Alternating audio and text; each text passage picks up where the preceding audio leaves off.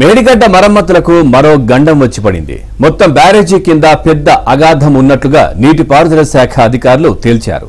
మేడిగడ్డ బ్యారేజీలో పెద్ద ఎత్తున నీటిని నిల్వ చేయడం వల్ల ఆ ఒత్తిడితో బ్యారేజ్ కింద నుంచి ఇసుక పెద్ద మొత్తంలో కొట్టుకుపోవడం వల్ల బ్యారేజ్ అడుగున పెద్ద అగాధం ఏర్పడిందని అంచనాకు వచ్చారు. ఆ అగాధం సైజు 12,000 క్యూబిక్ మీటర్ల నుంచి 15,000 క్యూబిక్ మీటర్ల వరకు ఉండొచ్చని ఇటీవల నిర్వహించిన గ్రౌండ్ పెనట్రేటింగ్ రాడర్ టెస్ట్ ఆధారంగా ప్రాథమిక అంచనాకు వచ్చారు. అంటే కొత్త సచివాలయం సైజులో 4వ వంతు అన్నమాట. అయితే ఈ అగాధం ఒకే చోట కాకుండా బ్యారేజీ పొడవునా కొన్ని చోట్ల పెద్దగా కొన్ని చోట్ల చిన్నగా ఉన్నట్లు తెలుస్తోంది.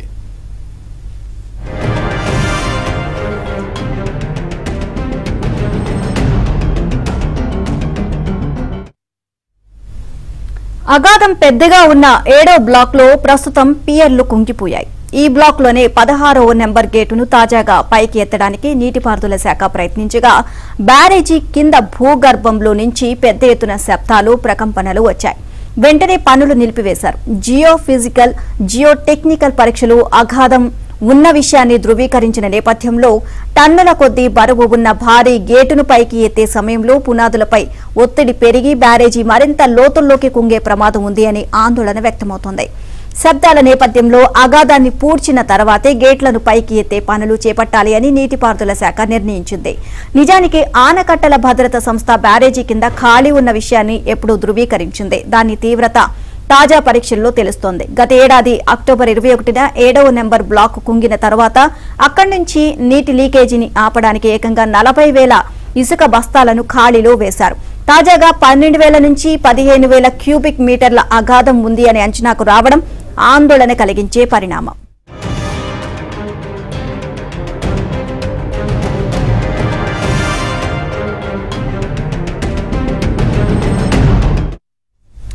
మేడిగడ్డ బ్యారేజీలో మొత్తం 8 బ్లాకులున్నాయి. వాటికి 85 గేట్లున్నాయి.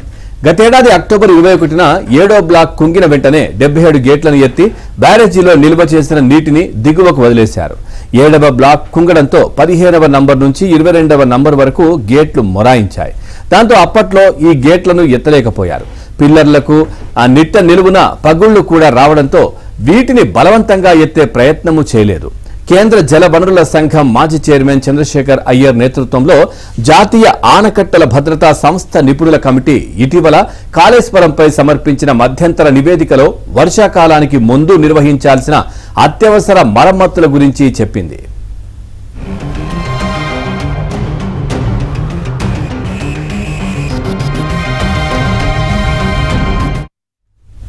మేడిగడ్డలో మొరాయించిన గేట్లన్నీ వర్షాకాలానికి ముందే పైకెత్తాలని స్పష్టం చేసింది. 7వ బ్లాక్ లోని 2 పియర్లకు పగుళ్లు ఏర్పడి ఉండడంతో 19, 20, 21 పియర్ల మధ్య ఉన్న గేట్లను అత్యంత జాగ్రత్తగా పైకెత్తాలని సూచించింది.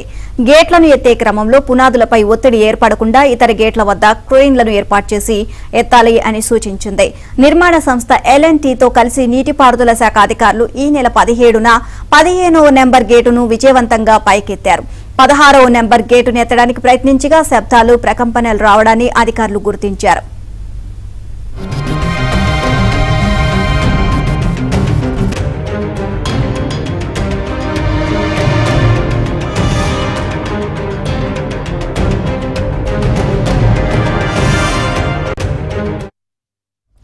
మేడిగడ్డ బ్యారేజీ నిర్మాణం 2019 జూలైలో పూర్తయింది. ఆ ఏడాది వరదల సందర్భంగా బ్యారేజీ ప్రమాద సంకేతాలను వెలువరించిందని ఎన్డీఎస్ఏ నిపుణుల కమిటీ తన నివేదికలో స్పష్టం చేసింది. అప్పట్లో పట్టించుకోకపోవడంతోనే బ్యారేజీ పరిస్థితి నానాటికి దిగజారిపోయి చివరకు కుంగిపోవడానికి కారణమైందని తేల్చి చెప్పింది. మళ్లీ బ్యారేజీ ప్రమాద సంకేతాలు వెలువరుస్తుండటంతో మున్ముందు ఏం జరుగుతుందనే ఆందోళనలు నీటిపారుదల శాఖలో వ్యక్తమవుతున్నాయి.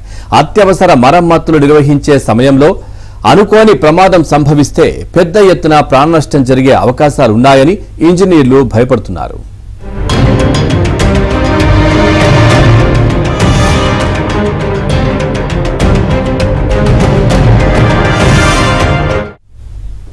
మేడిగడ్డ అన్నారం బ్యారేజీల వద్ద జరుగుతున్న మరమ్మతు పనులను ముఖ్యమంత్రి రేవంత్ రెడ్డి పరిశీలించనున్నారు అని ఈ మేరకు సీఎం 4-5 రోజుల్లో క్షేత్రస్థాయిలో పర్యటిస్తారని రాష్ట్ర నీటిపారుదల శాఖ మంత్రి ఎన్ ఉత్తమ్ కుమార్ రెడ్డి తెలియజేశారు. మేడిగడ్డ అన్నారం బ్యారేజీల వద్ద జరుగుతున్న పనుల పురోగతిపై మంత్రి సమీక్షించారు. ఎన్డీఎస్ఏ నిపుణుల కమిటీ ఇచ్చిన మధ్యంతర నివేదిక ప్రకారమే మరమ్మతులు జరపాలని, ఈ పనులని వానాకాలం లోపు పూర్తి చేసి బ్యారేజీని కాపాడుకోవాలని ఉత్తమ్ కుమార్ స్పష్టం చేశారు.